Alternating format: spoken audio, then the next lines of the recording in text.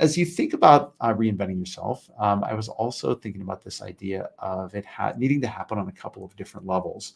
One is thinking about all the things that are happening in the world right now, looking at the macro side of things.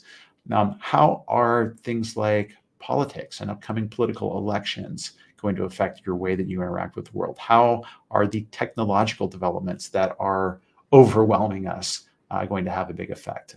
How, for example, is artificial intelligence and AR and VR going to have an impact on how you practice your work and how you go to market yourself as a professional?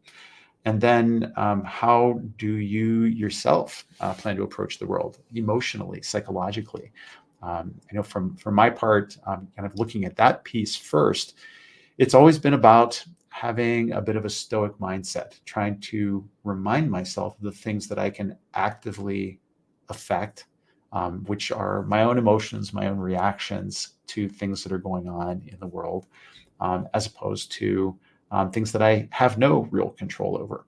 I can try to have an influence over my immediate economic surroundings. The little town that I live in Wisconsin, my broader impact that I can have, writing my congressperson or being active with a social cause, donating money to given causes, even volunteering my time for things like the Rotary International that I've been a part of for several years now, and really kind of minding that mindset for myself, so that I try to stay as tranquil as possible over time.